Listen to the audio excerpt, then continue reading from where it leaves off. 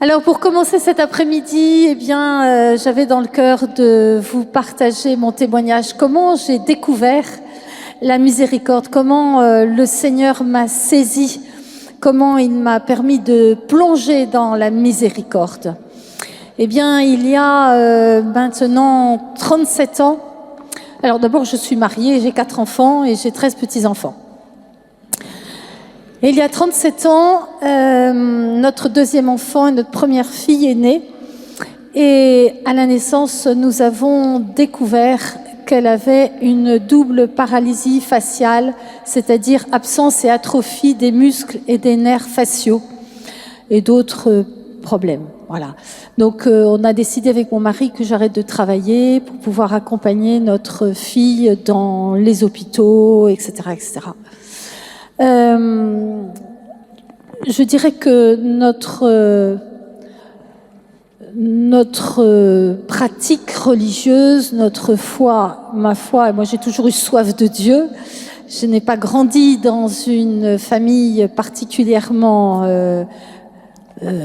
attachée au Seigneur. Elle avait, voilà, mes parents sont mariés à l'église, ils m'ont fait baptiser, mais voilà, ça restait plus une tradition qu'une relation. Vous savez que nous n'appartenons pas, nous n'avons pas une religion, nous. Nous ne sommes pas dans une religion, mais dans une relation. Ça change tout. Ça change tout. C'est-à-dire qu'on est heureux de retrouver Dieu dans la prière, à l'Eucharistie. On n'est pas que dans des actes de religiosité, de piété, parce que, voilà. Mais on est là parce qu'on a le cœur brûlant, d'être en relation avec le Seigneur qui est vivant, ressuscité. Bien. Mais bon, moi j'ai toujours eu soif. Et à l'occasion de cette naissance, donc, nous avons pris la décision que j'arrête de travailler. Nous avons fait baptiser notre fille, donc nous avons pris contact avec différentes personnes de la paroisse.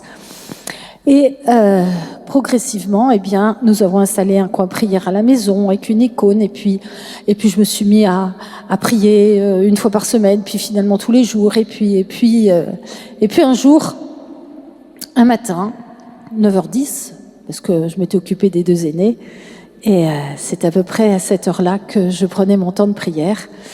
Et je dis au Seigneur, devant mon icône et ma Bible ouverte, « Parle Seigneur, ton serviteur écoute. » Et à ce moment-là, la puissance d'amour de Dieu, Père, Fils et Saint-Esprit m'a envahi puissamment.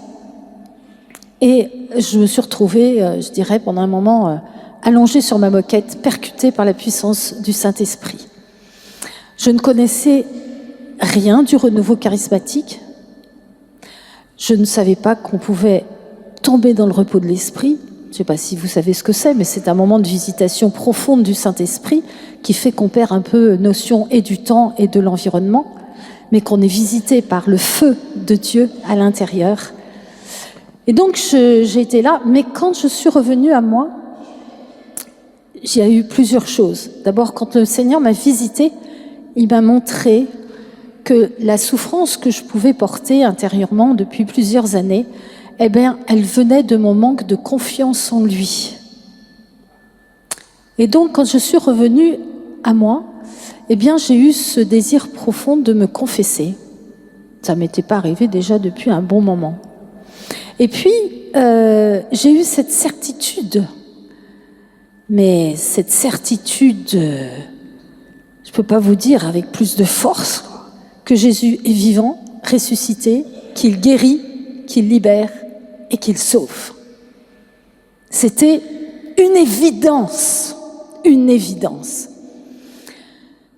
Bien, donc voilà, je vais voir un prêtre pour me confesser. Et le prêtre me donne comme pénitence de rendre grâce à Dieu pour la merveille que j'étais. Bon. Et le soir, au moment de me coucher, je repense à cette pénitence. Je fais cette pénitence. Bon. Nouvelle visitation du Seigneur. Ouf. qui me dit « Tu es guéri ». Alors, pour moi, la guérison de l'âme, je ne pouvais pas l'imaginer ni la connaître. Et donc j'ai répondu au Seigneur, mais moi je vais bien, je suis en bonne santé. Par contre, il y en a une qui a besoin d'être guérie, c'est ma fille. Donc je me suis levée, j'ai couru dans la chambre de mon bébé, j'ai posé mes mains sur elle et j'ai dit, guéris-la Seigneur, guéris-la. Le Seigneur ne l'a pas guérie à ce moment-là. Mais 3 ans plus tard, même 3 ans et demi plus tard, nous sommes allés pour la première fois à Paray-le-Monial. Et il y avait une journée qui était animée par le Père Tardif. Vous avez peut-être, pour certains, entendu parler du Père Tardif. Et toute la journée, il y avait annoncé des guérisons de ceci, des guérisons de cela, et puis encore autre chose, et puis voilà. C'était beau, et pour moi, c'était évident que Jésus guérit. Et puis le Père Tardif est reparti, et il n'y avait rien pour notre fille Aurélie. Et là, c'était un peu dur. C'était un peu dur. Mais le soir, en revenant à la veillée, nous entendons avec mon mari une parole de connaissance pour une enfant de plus de 3 ans qui allait se mettre à parler. Et immédiatement, j'ai compris que c'était pour notre fille. Je suis tombée en larmes, etc. Et nous avons vu notre fille se transformer dans les semaines qui ont suivi. Au point que, au mois de septembre, donc ça, cette histoire, c'était au mois de juillet, au mois de septembre, je l'ai retrouvée debout sur la table de la cuisine en train de chanter des Alléluia à tue-tête. Ce qui était inimaginable compte tenu de sa personne, de son attitude, de son... Voilà, cette petite fille qui était toujours plutôt renfermée. Et non. Et alors, je n'allais pas la gronder, hein, vous êtes d'accord? Je me suis réjouie. Et puis au mois de janvier, je lui dis, tu sais, on va aller voir le professeur qui la suivait depuis sa naissance. Et elle me répond, donc elle ne parlait pas hein, au mois de juillet.